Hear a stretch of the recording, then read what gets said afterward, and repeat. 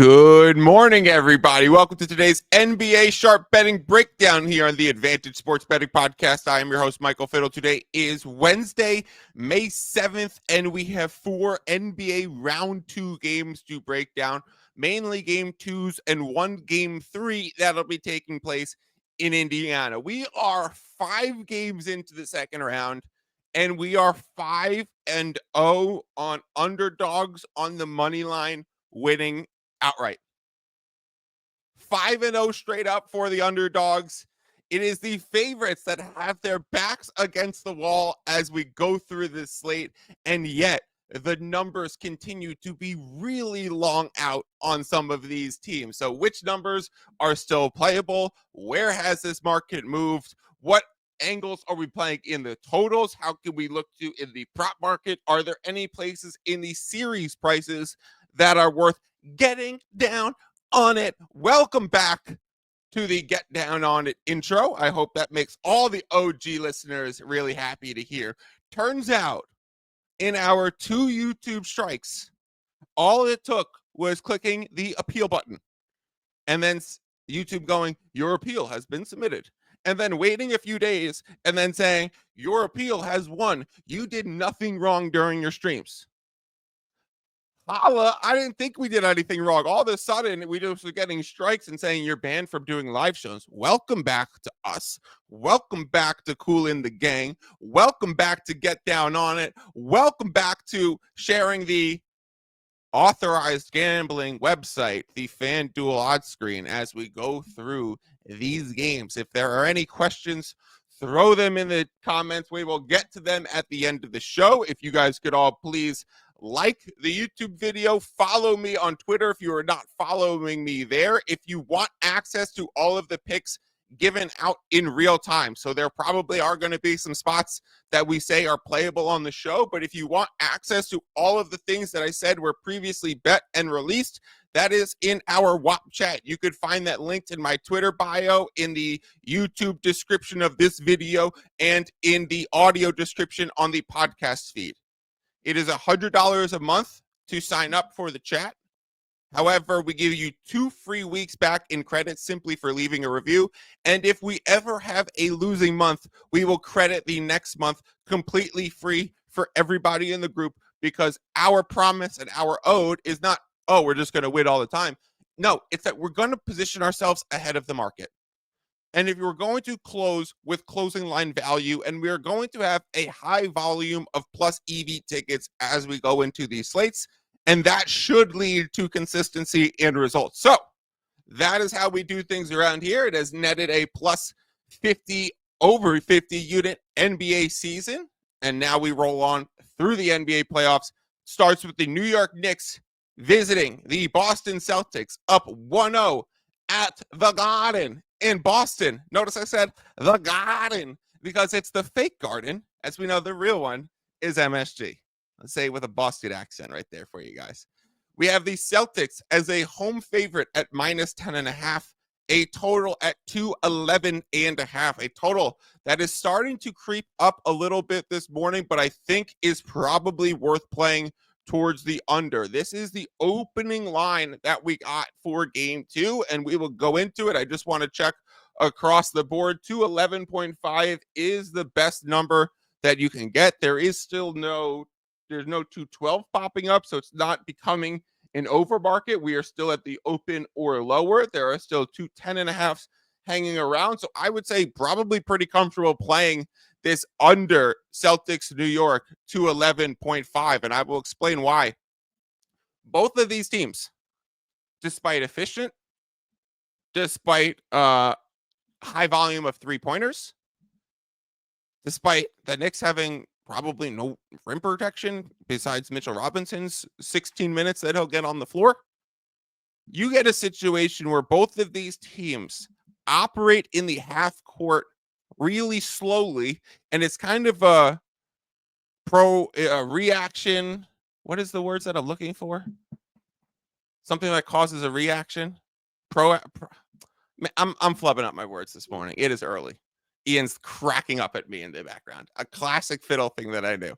What I meant to say is that on offense, the Knicks and the Celtics will both go matchup hunting because defensively, both teams are so willing to switch. So you get a lot of switches on the perimeter, which means that if OG Anunoby is guarding Jason Tatum, then Tatum will slide over, wait for a screen to come from Drew Holiday, who's being guarded by Jalen Brunson, and a simple dribble action off the screen will switch Jalen Brunson onto Jason Tatum as the lead defender. And the Knicks are willing to do that, and the Celtics are willing to do that. And it is a whole part of the defense and the offense that just eats clock, that you're just not going to get into your sets, whether that's Brunson starting his pick and roll and ISOs, whether that's Tatum starting his drive and kicks. You set up the matchup first, and then the pick and roll comes for the secondary action. So you have the first screener come just to change the matchup, just to initiate the switch. And then the second screener comes to start the action. It is just a slow way to play basketball. We got to the end of game 1 in this series where it was 100-100. So we went to overtime at a 200-point game. I was holding it under 218.5. Game 1 goes to overtime as I'm holding it under 218.5. And the score's 200, and they're adding 5 minutes to the clock. And I think I'm absolute toast. Well, to be honest, I didn't think I was actually absolute toast. I kind of had this weird suspicion that I would still be okay. But the line reopens post overtime at 224.5. And I was like, oh, I'm fucked. Asking for more than 6 points to go in my favor in 5 minutes. Turns out they scored 13 points in that overtime collectively. We would get to 108, 105, New York Knicks with the win. Under would still cash. Knicks come away 1-0. We repriced the second game to 11.5, 10.5 in the spread. So these are really where we're at, back to the opening numbers, which goes back to the point we made at the beginning of the playoffs. Numbers become consensus. Game 1s and game 3s become the best opportunities to bet. Just wait until we talk about the Cavaliers game. That's clearly the best opportunity to bet on this card.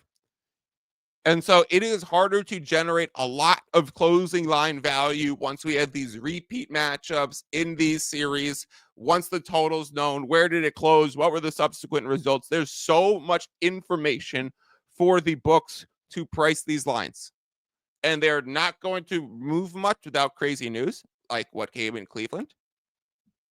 And for the most part, there's not a ton of value betting into it. I actually think you can make the case that betting into any one of these lines would probably be minus EV. That being said, I still like under 211.5, bet a half unit on it.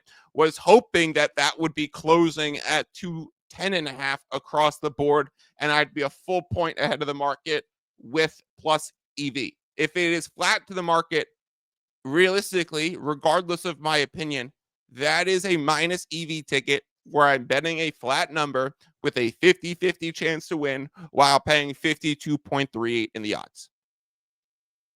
But if you get the closing line value, then you have accrued the value. And so, do I think we get it here? TBD. If you like this under with me, you could still play it. If you are just on the fence, then I would say stay on the sidelines, stay on the fence for this one, spread and total. Let's go to Denver and OKC, where it's kind of a similar thing. OKC loses game 1.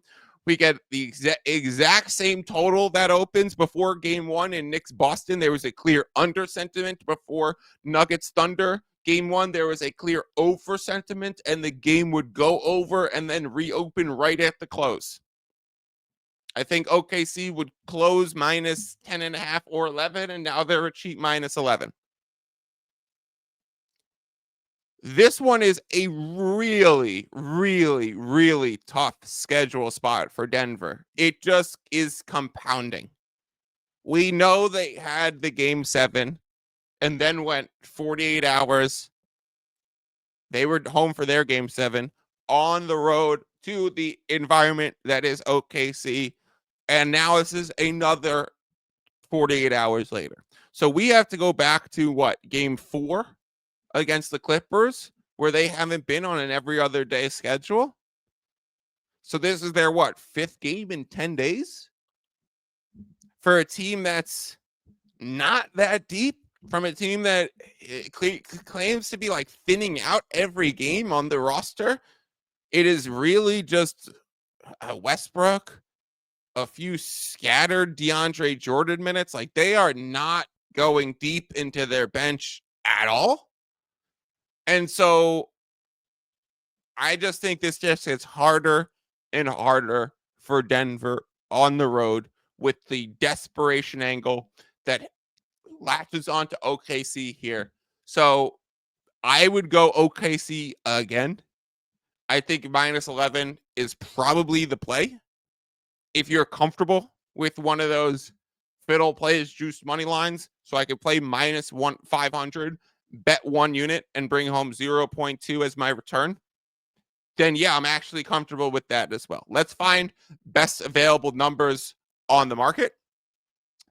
10.5 minus 115 at BetMGM. BetMGM doing their classic maneuvering of lines, half a point below the side we wanted, shading it towards OKC, but laying a minus 115 just so that they collect extra vig and higher hold on the sides that are more frequently bet. Caesars minus 10.5 minus 110 seems to be the only book that is really offering that. I would play that 10.5 minus 110. That was something that I played in the WAP the first night after the loss of OKC to Denver. Shortly after, Chet Holmgren misses 2 free throws, comes down the other way. Aaron Gordon hits a crazy 3. Aaron Gordon, 2-game winners this postseason. Tyrese Halliburton, 2-game winners this postseason. It is interesting. Jamal Murray, 2-game winners last postseason. Let's see who else can tack on a few Dame Lillard-like moments to their playoff resumes. But really, OKC minus 10.5, minus 110 Caesars, a spot worth betting because that was released for me in the first night on the WAP.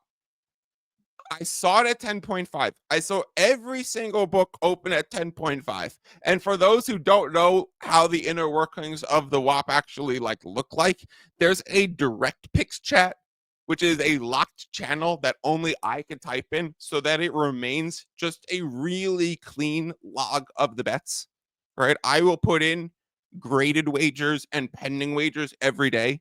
But besides me updating, here's what's pending, here's what's graded, it is simply just a clean list of bets.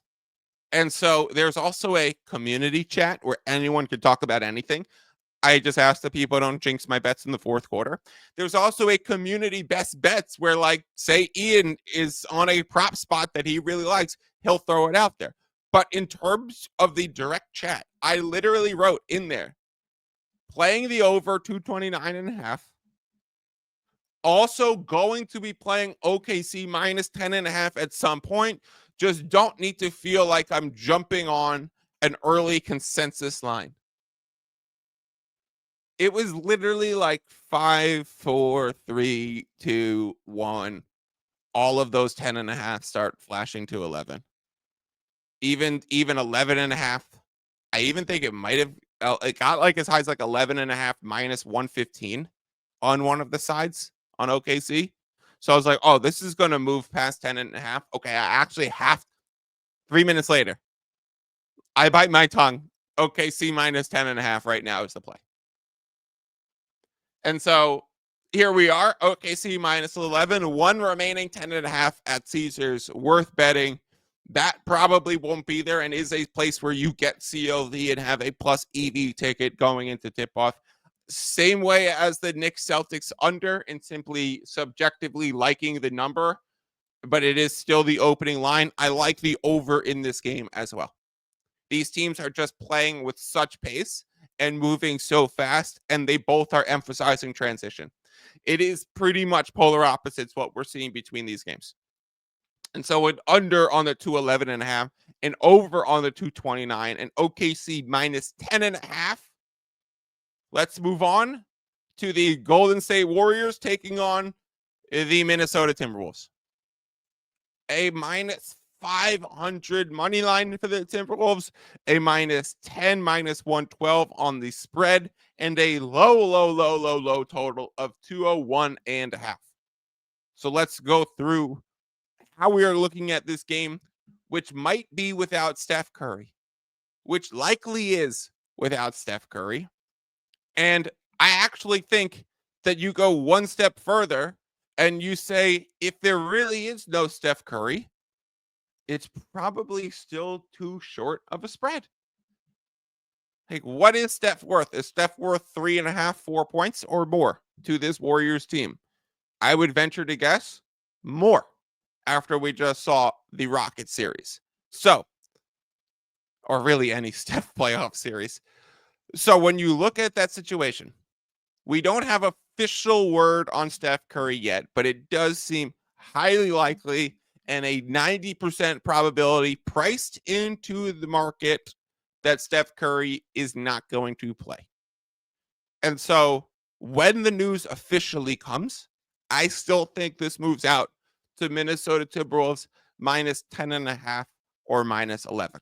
Let's see if there's a one lone remaining minus 9.5. Obviously, it is at BetMGM, shading the number half a point lower on the side we want to bet, but put in the odds at minus 115. Classic MGM doing it twice to us today, where they just wanted us to bet into minus 115s and pay higher holds.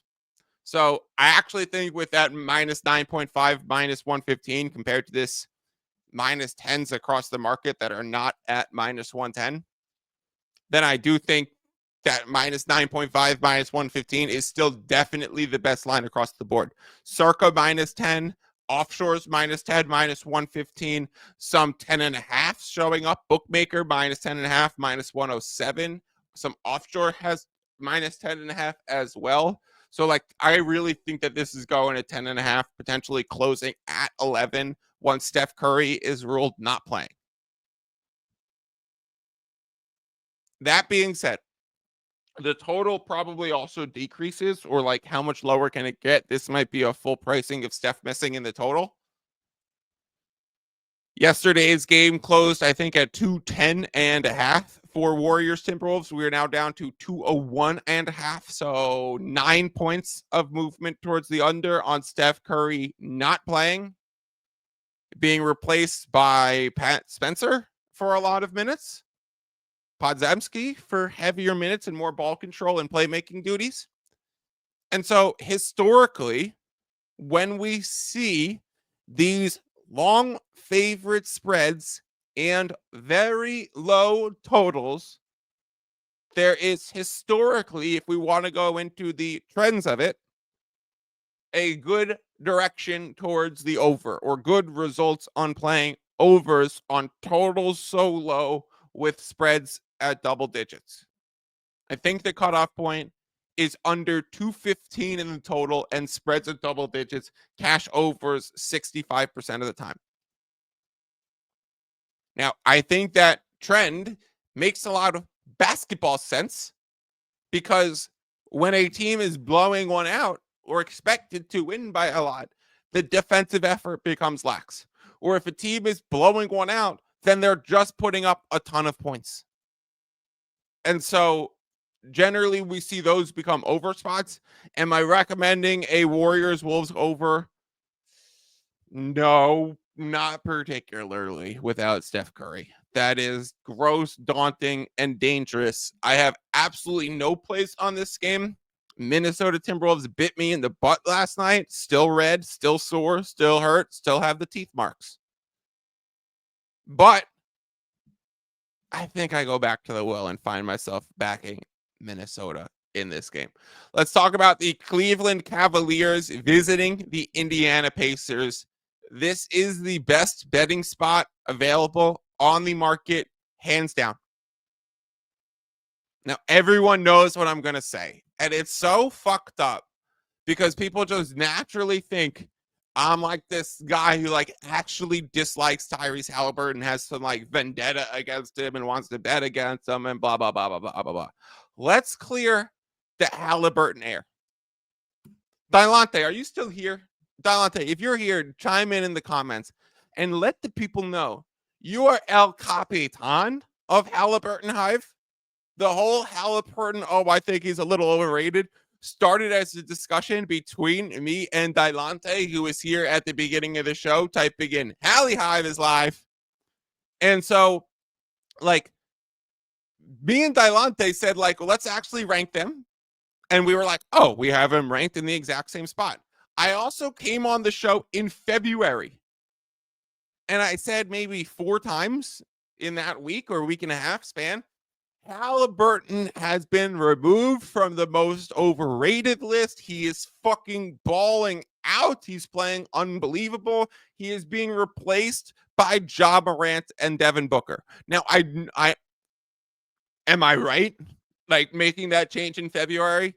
Am I fucking right? Was I wrong to say that Hallie was not playing well as we got to February? Like, were we considering him a top 15 player despite him not making the All-Star team and Siakam making the All-Star team on his team and it not being a games played thing for Halliburton at the time?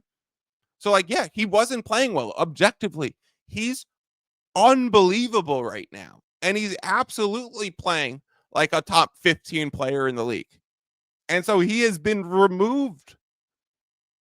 I don't even know if you could see him as like, oh, his ID pass was scanned in the building a few hours ago, but he left because he no longer works here and blah, da, da, da, da, da. Halliburton doesn't even check into the most overrated building. The offices. 2 game winners. And an overtime set, like super clutch moments from Hallie these playoffs. So I have nothing against Halliburton. Let's clear the air. I listened to his podcast where he took over for JJ Redick on Old Man in the 3 and call it Young Man now. He's great. I see him doing interviews all the time. I'm a huge WNBA guy. You know who else is a huge WNBA guy? Tyrese. You know who's at a lot of the Fever game? Tyrese. Like all the time courtside at the Fever game. He also plays for the only team in basketball I'm actually a fan of. Well, I consider myself a fan of like 6 WNBA teams. Liberty, Fever, Mercury. Well, 3. I have strong allegiance to 3 WNBA teams. However, as it relates to Hallie, not overrated, removed from the overrated, balling out, and I have nothing against him. He plays for Team USA. I love the dude. I think he has been slightly overrated in his career. So what? You want to know who else I think is a little overrated? People are going to be like, this is insane. Probably the lore of Pat Mahomes in football. Like, is Pat Mahomes the greatest quarterback in football right now? Yes. Is he also probably slightly overrated? Because this whole lore of Pat Mahomes that he's worth like 9 points to an NFL spread, it's crazy. So, yeah, I'm just like, let's move on from all that. Just because I'm going to be on the Cavaliers in 1 second, just because it's one of my strongest plays, definitely my strongest play on this card. What I felt is one of my strongest plays of the last like week and a half, 2 weeks, going back to a Cavalier spot against the Heat that I was on in a strong way. This is a really strong Cavalier spot. I would still bet it at least 1 unit at the minus 1.5 Cavaliers at DraftKings. Now let's go in. Let's move all the Hallie talk to the side. Me and Hallie are cool. Dan, you have all these amazing comments in the chat, and we drop, I don't get pro female sports. Why?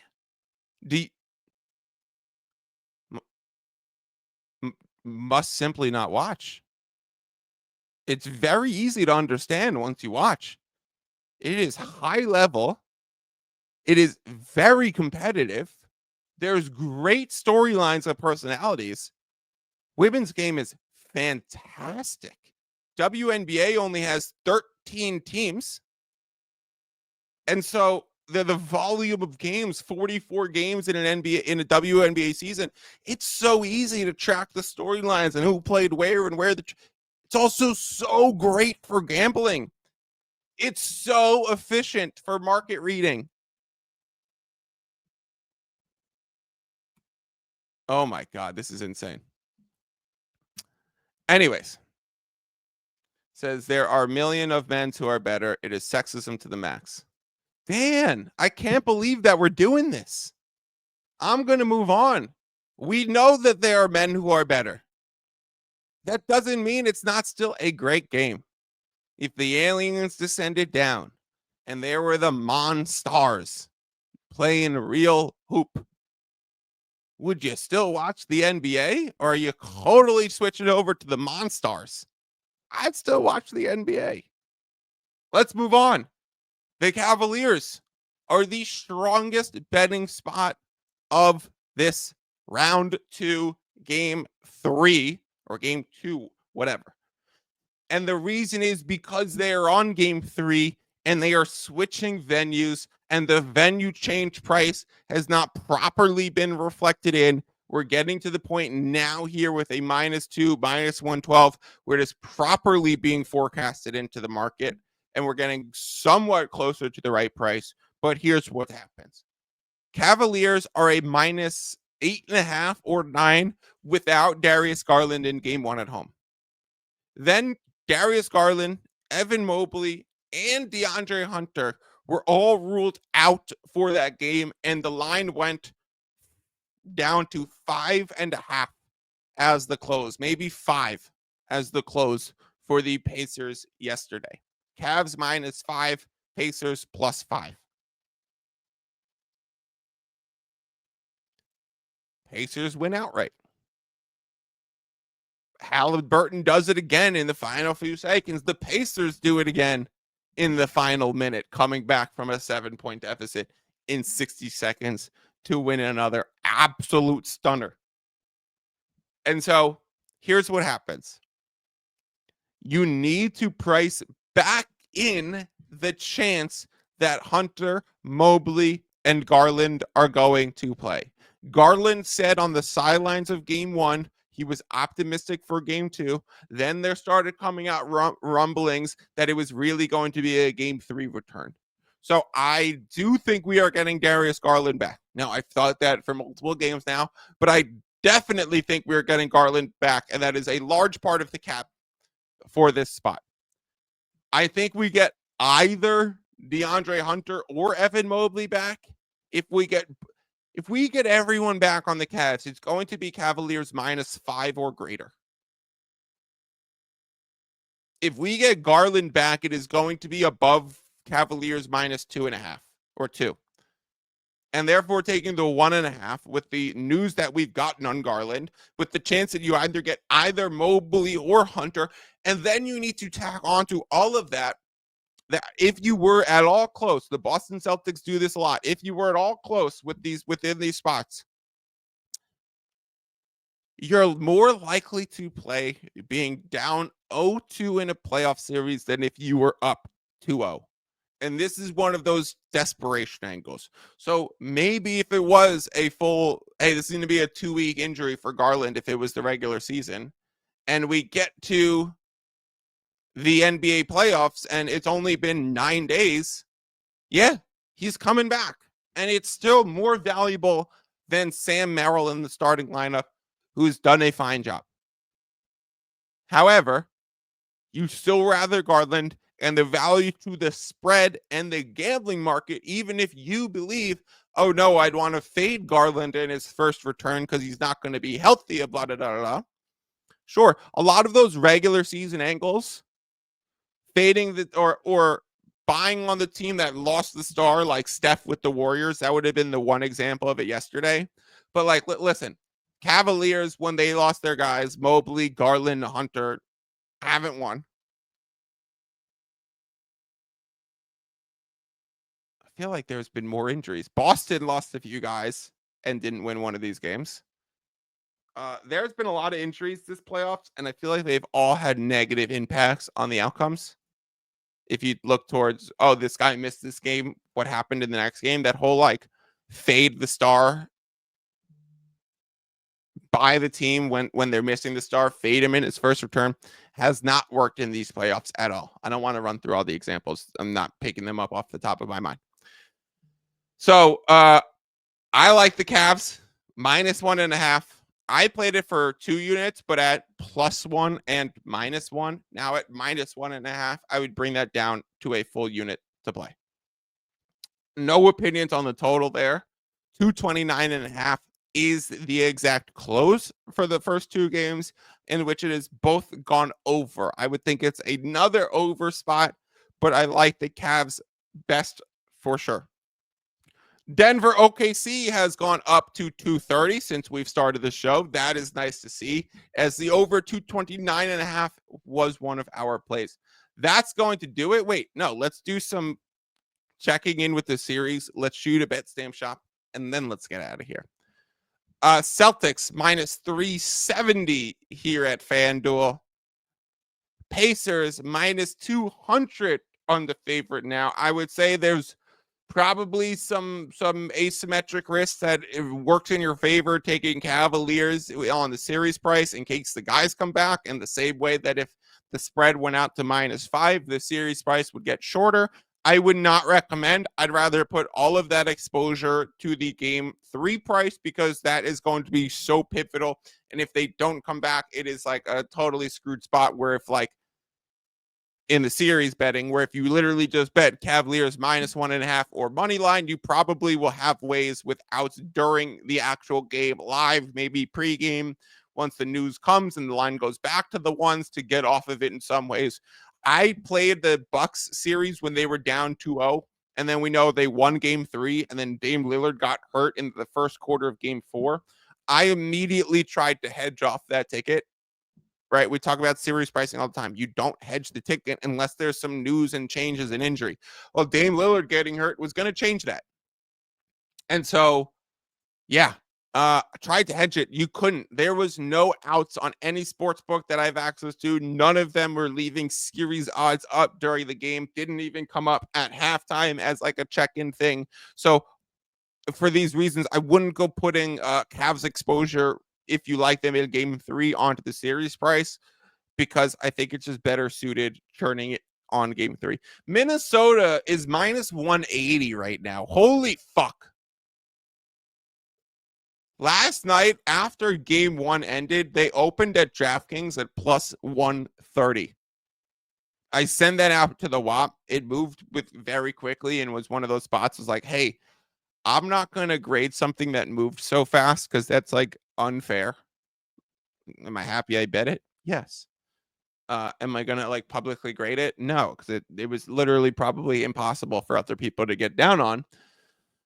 And so Minnesota was +130. It immediately moves to +110. And then I'm like, all right, well, don't play it at +110. Let's wait and see where this comes up the rest of market. FanDuel opens it at -126. Caesars opens it at -130. DraftKings moves it to -130. They get moved out to -150. Now this morning we see it out to -180 on the Wolves spread. That is just saying Steph Curry is going to miss some time, and it might not just be one game. Oklahoma City and Denver.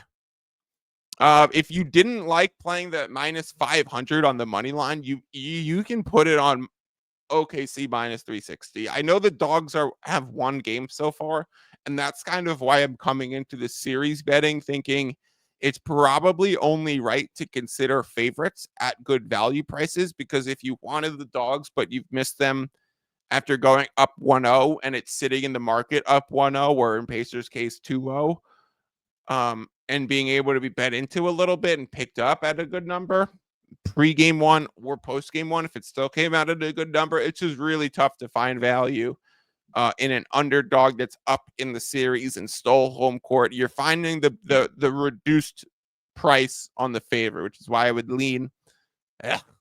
Fuck that word. Sorry I said that. That's a curse word. That's the worst word that I said on the whole podcast. I would think -320 would offer the most value here. I am not going to bet any of the series prices myself. Let's shoot a shot for bet stamp. I'm going to take these 1.5 balls, this normal shaped ball, this UFO type one. I'm going to shoot on that hoop behind me. If I make the shot, I will pull up the bet stamp pro odds screen. People ask me all the time, Fiddle, what odds screen do you use? Probably the most frequent question that I get asked. Actually, the most frequent question that I get asked is, I'm not even going to go into it. Second most frequent question that I get asked is, Fiddle, what odds screen do you use? It is the BetStamp Pro odds screen. I have used every odds screen in the game. BetStamp is by far the favorite one that I've used.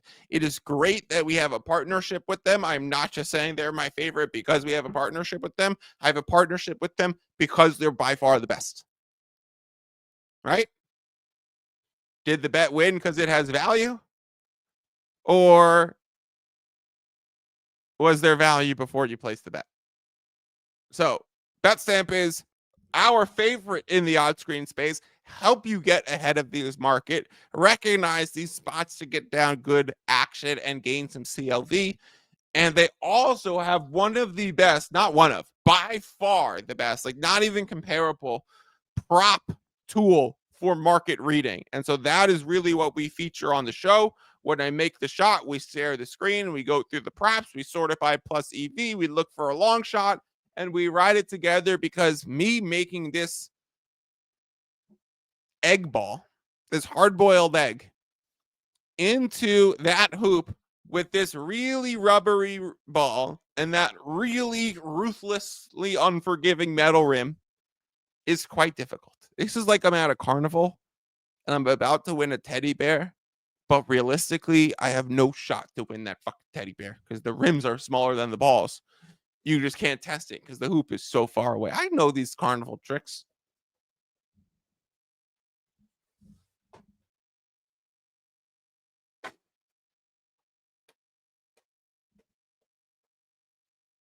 Oh for 1 came out weird. I could feel that odd shape on the ball when I shot it. Round 2 for the EV right here for some positive expected value.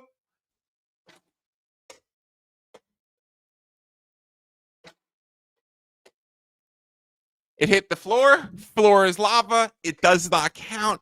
We try it again on Friday when we are back talking about game 3s and venue changes in all of the rest of the series. That is going to be an awesome show. There's probably going to be great value spots. Those value spots are going to be most available in the WAP chat, because by the time we record Friday morning, those prices are going to be out from tonight, from Thursday night's games. So Friday morning, we're going to be a bit at consensus. So if you want access to all of the picks in real time, join the WAP chat. Again, linked in the YouTube description of the video, in my Twitter bio, and in the podcast audio feed as well. $100 to sign up, 2 free weeks simply for leaving a review. And if we ever have a losing month, despite being ahead of the market, that's a given, we will give you a free credit on the entire next month. Quantitative with a great question. Anyone else not see the floor is lava? Trust me, my feet are on it. They're burnt. They're burnt to a hot lava crisp. I will see you on Friday. Some words from Patrick Beverly as we say, peace out. We bring back all of the normal shenanigans that we do here at The Advantage. Get down on it on the stream. FanDuel odds screen, bet stamp shot, and Patrick Beverly going, y'all subscribe to my podcast while you're asking me all these questions? Y'all subscribe to my podcast while y'all asking all these questions? Don't forget to subscribe to the pod. And if you're a kid, listen to your parents. Listen to your parents. Listen to your parents. Subscribe to the pod. Subscribe. Subscribe to the pod. Subscribe to the pod. Subscribe to the pod, man. Good, those are good.